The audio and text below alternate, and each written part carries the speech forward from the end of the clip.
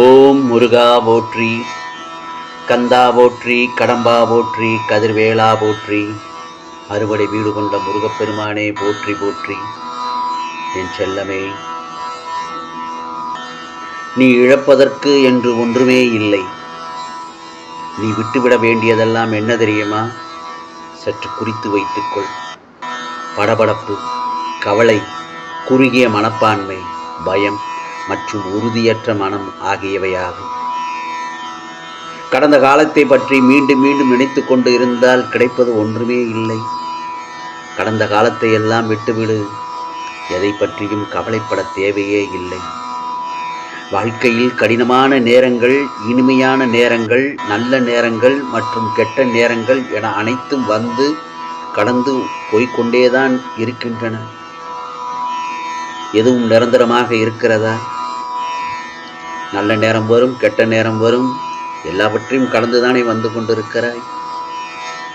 கவலைப்படுவது அன்பு பக்திக்கு முற்றிலும் எதிரானது. பக்தியோடும் நம்பிக்கையோடும் இருக்கும்போது கவலைப்பட மாட்டாய். உனக்கு நிச்சயம் வெற்றி கிடைக்கும். உனக்கு என்றும் துணையாக நான் இருப்பேன். ஆனால் நம்பிக்கையோடு உன் கடமைகளை செய்து கொண்டே இரு.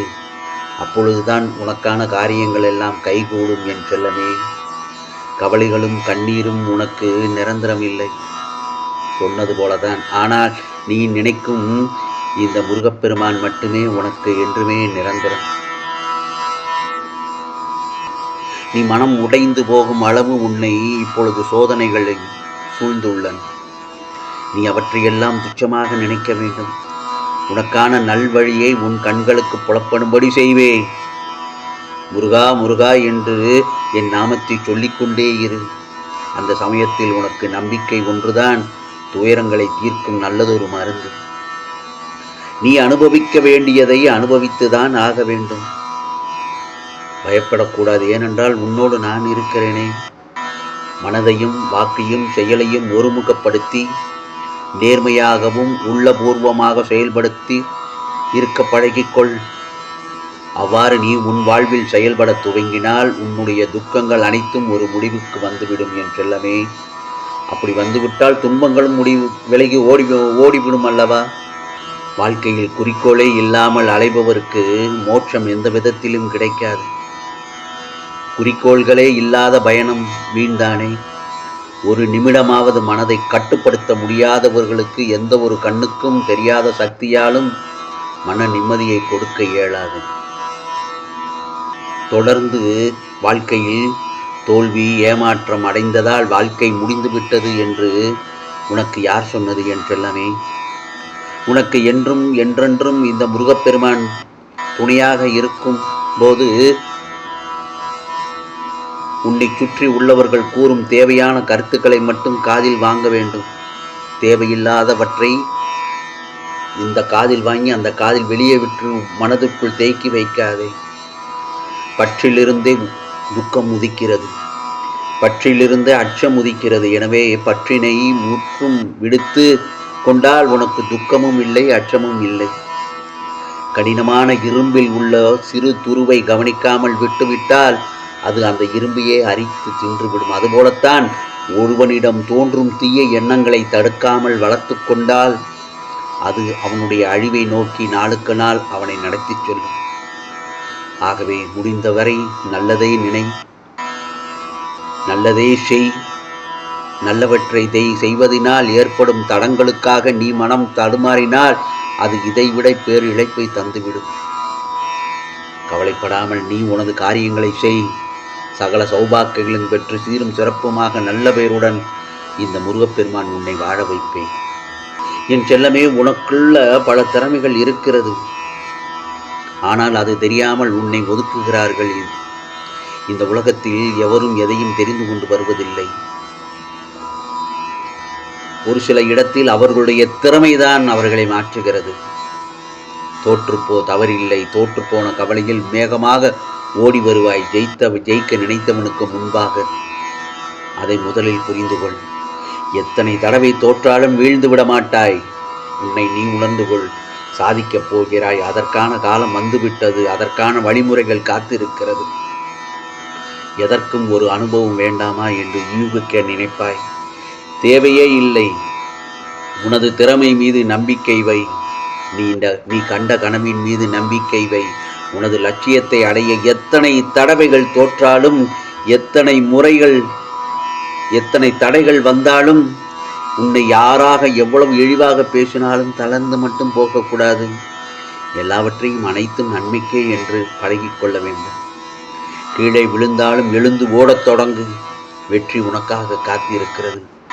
பிறகு உனது கனவுகள் எல்லாம் விரைவில் பூர்த்தியாகும் நேரம் வந்துவிட்டது. உன்னை தேடி அதிர்ஷ்டம் வரும் நேரம் வந்துவிட்டது. இது தெரியாமல் கவலையோடு இருக்கிறாய். நம்பிக்கையோடு இரு. முருகா முருகா என்று என்னை நம்பிக்கையோடு வணங்கிக் கொண்டே இருந்தால் நிச்சயமாக உனக்கான உன் பலனை நான் அள்ளித் தருவேன் என் செல்லமே. பெற்றுக்கொள்ள நீ தயாராக இரு.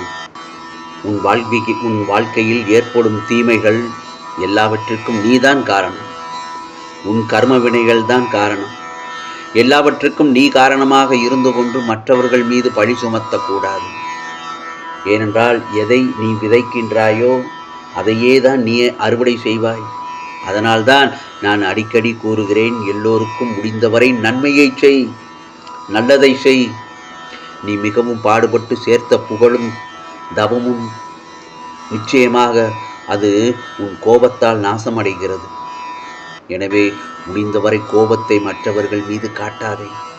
உனக்கு அவர்கள் துரோகமே இழைத்தாலும் விட்டுவிடு.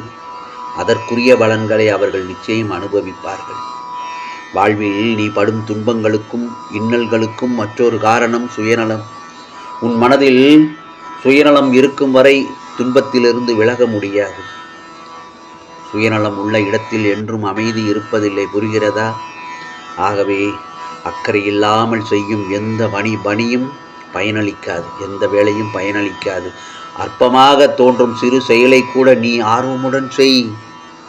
எனவே செய்யும் செயல் எதுவாக இருந்தாலும் அதில் நாட்டமின்றி செய்யக்கூடாது. பகைவர்கள் உனக்கு வெளியில் இல்லை. பலவீனமான எண்ணங்களே உன் உண்மையான எதிரி. மனதை ஒருநிலைப்படுத்த கற்றுக்கொண்டால் எதில் ஈடுபட்டாலும் நீ சாதனை படைக்க முடியும். முருகா முருகா என்று மனதை ஒருநிலைப்படுத்தி என் நாமத்தை சொல்லிக்கொண்டே இரு. மனம் மட்டும் தளர்ந்து விடக்கூடாது. நம்பிக்கை இழக்க வேண்டாம். இறைவனிடம் நம்பிக்கை தளராதே. நான் உன்னோடுதான் இருக்கிறேன், என்றும் இருப்பேன். நிச்சயமாக என்னுடைய ஆசீர்வாதம் உனக்கு என்றும் உண்டு என் செல்லமே. நல்ல செய்தியை, உனக்கான முக்கியமான செய்தியை சொல்லிவிட்டேன். நீ கேட்டுவிட்டாய் அல்லவா? உனக்கான பலனை நிச்சயமாக நீ அனுபவிப்பாய். உனக்கு நான் அருள் பாலிப்பேன். இது முருகப்பெருமானின் அருள் வாக்கு, சத்திய வாக்கு. உனக்கானதெல்லாம் நல்லது நடக்கும். நல்லது மட்டுமே நடக்கும். அதுவும் நன்மையாகவே இருக்கும். ஓம் சரவண பவ. ஓம் சரவண பவ. ஓம் சரவண பவ.